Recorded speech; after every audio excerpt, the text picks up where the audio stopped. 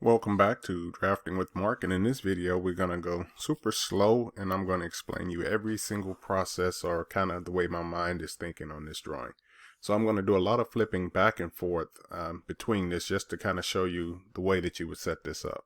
So without wasting any more time, let's go ahead and jump into it.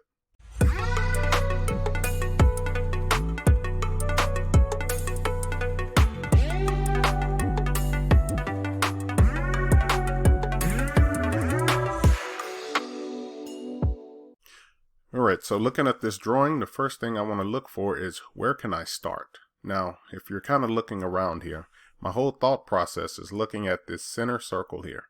So this is the circle that I'm going to start with, and my main reason why is that you see that all of these dimensions are kind of referencing some form of fashion off of this center, right? So that's going to tell you a good direction or a good place to start when I'm doing this. So I'm going to start off by creating this circle.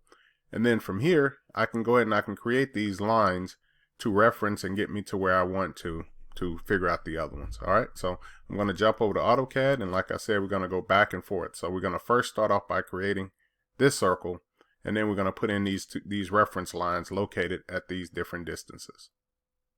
So here in AutoCAD, let's go ahead and set it up with our standard stuff that we do. The first thing I like to do is go ahead and turn this grid off. Next thing I'm going to do is I'm just going to verify that my ortho is on by selecting this icon here. And then let's go ahead and see what running O snaps that I have set. So you can see that these are going to be the ones that I'm going to use throughout this drawing. And these are my typical ones I usually select. Alright, so like I said, I'm going to start with that center circle. That center circle has a diameter of 56. So I'm going to go to Circle Center Diameter. I'm going to click here, and I'm going to type in 56, right? Let's kind of zoom out. You can always use the zoom extent button here and then just kind of scroll backwards with your middle mouse wheel. Next thing I'm going to do is add these reference lines, right? So the first thing I'm going to do is create a construction line. The option that I'm going to use is going to be horizontal. And I'm just going to go right to the center of my circle here. I'll go back to the construction line command. Then I'm going to choose vertical. And then I'm going to place a line here going through the vertical part of the center part of that circle. Alright, now we can escape out of this command. Let's go ahead and create the two vertical lines that are offset to each side. So I'm just going to use the copy command instead of offset because I can knock both of these out in one shot. If I use the offset command, I'm going to have to use that command twice. So let's go to copy. I'll select this line, go ahead and hit enter. Pick a base point. Since we're moving at a distance, your base point don't matter, so I'm just going to click somewhere here. And remember that I do have my ortho on, so as long as I'm pointing this direction, I'll go ahead and type in 97. And then I'm going to move my cursor over this way, and then I'll type in 95. Alright, let's go ahead and escape out of that. Go back to the copy command. Let's go ahead and select this line here. Enter. Pick a base point. Once again, we're moving at a distance, so I'm going to select here. I'm going to go aim in the up direction. I'm going to type in 38. Enter. Then I'm also going to type in 176. Enter. And then we're going to go downward. And I'm going to type in 120. Okay, so now you see that I have used all of these numbers. I started off with this big circle here. And then I copied these lines at these distances, and I have these distances, right? So now I basically have the center points of these circles here, these two, and this one here at the bottom, right? Next thing I need to do is figure out the size of those circles, right? So if I'm looking here, and it has a 2 times radius 40, that means that I have two circles that have a radius of 40. So this circle here, and then this circle, and I know I call them circles, but they're actually arcs. So I'm going to create those, as well as the one that's on the inside, and those have a diameter of 36. So this 2 times tells me that both of these two circles are alike. Alright, so let's go ahead and create those next. Okay, so let's go ahead and zoom out. We notice that this line is sitting at 38, and these are going to be my right and left vertical lines here. So at these intersections is where I'm going to create that. Let's go ahead and do the circle center diameter. Let's go to this intersection, and this is a diameter of 36. I'm going to go to circle center radius. Then I'm going to place a circle right at that same center, and this one has a radius of 40. Alright, next let's go ahead and copy these two circles along here. So I'm just going to use the copy command. Select both of your circles. Go ahead and hit enter. Go to that intersection or the center of your circle. Do a left click there. And then do a click over here. Alright, so now that I have those circles defined, let's see the next circles that we're going to create. Alright, so now I have those circles defined. I also see that I have a larger circle that's going right around this circle in the middle. This one has a radius of 70. So I'll go ahead and create that circle next. So remember that that's going to go around this center. And then let's see if I can find the other centers, right? The other sizes of the circle. Here I have a 3 times radius 44. So what this is telling me is that this radius, and also this one here at the top has a radius of 44. And I have a circle that has a diameter of 44 on the inside. So this circle here, this one here, and this one here all have that diameter. So I'm going to go ahead and highlight these because these are going to be the next ones that we're going to create. Alright, so let's go ahead and create that circle that has a radius of 70. And remember that that's right here at the center of this circle. So that radius is 70. Now here at the bottom I have the location for this one, and I have one for this one here at the top. So let's go circle center radius again. Let's click at this midpoint here, or it might be an intersection, or depending on which one of your running O-snaps is, right?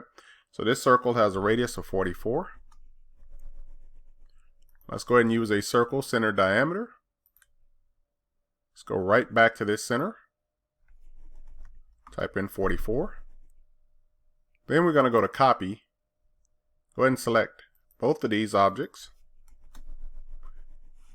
And I actually hit the enter button one time too many. Let's go back to copy. Select both of these objects. Enter. This is going to be my base point. So select that center point, midpoint. And then I'm just going to place it along here. Now to get my circle that's located here, it's not at this intersection. It's going to be at a rotation. That rotation angle will be 40. So I'm going to have to create 40 degrees. Now the center is going to be crucial. You can see where it's pointing this center line back to this center. So that's where I'm going to rotate this circle from, and the base point here will be at the center of this circle. So leading back on this one, I'm going to go to rotate. And then I'm going to select these two circles here. Go ahead and hit enter. I'm going to specify the base point, which is going to be right here at the center. And now that shape will rotate around if you see it, if you have your ortho turned off. I'm just going to leave mine on. I want to make sure that I select copy. And remember that AutoCAD thinks things in counterclockwise as positive numbers. So that's actually going counterclockwise. So I'm just going to type in 40 as my angle. Once I do that, you should see that circle appear. And now we have all of our circles that we need. Let's go ahead and clear up some of this by deleting some of these lines. So I'm just going to clean out all of these lines here since we don't need them anymore. Next, I'm going to put a line that's going right across here at the tangent of both of those. So I'm going to go to line, shift, right click, tangent. I'm going to select somewhere along here, shift, right click, and go to tangent again, select along here. Alright, so now we have all of our lines drawn. The next thing that we need to do is go ahead and figure out all of these radius circles that's going around. Alright, so the last things that we need to figure out is these radius. I have 3 radius that have a radius of 32, right? Or 3 radii if you want to be a little bit more correct with the grammar. But I have a radius here of 32, a radius here of 32, and also a radius over here of 32, right? So I'm going to create all of those radius, and then we have 2 radius or radii up here at the top of 88. So I'm going to create those and those. So the first thing we're going to do is go to use the fillet command. We're going to select the radius, type in 32. I do have more than one, so I'm going to go to multiple. And then I'm going to put a radius between that circle and that one. And do kind of pay attention to where I'm clicking at, because that's where that radius is going to form. So I have one between here. And then I also have one between this circle and this one. And you see that this one will go backwards.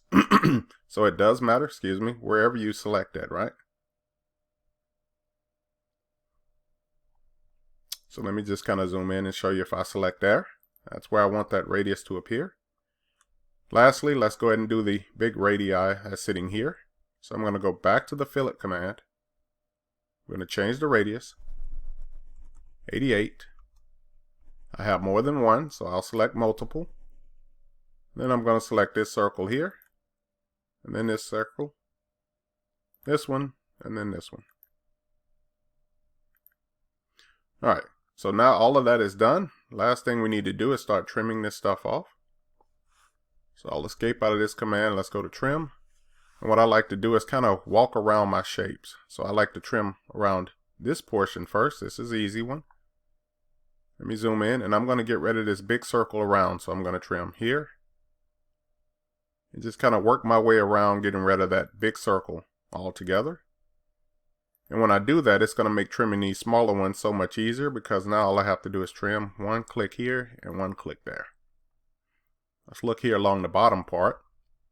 Then I'm just going to trim in between them first and work my way around them. Okay, let's go ahead and hit the escape button. And then let's zoom the extents and see how it looks. Now we seem to have created this shape, and hopefully you enjoyed this. We kind of took our time with this one, and I hopefully explained all the details and everything that you will need to create this on your own. All right, so thank you for watching this one, and if this is something that you enjoy watching, please subscribe and wait to see what I draw next. Bye-bye.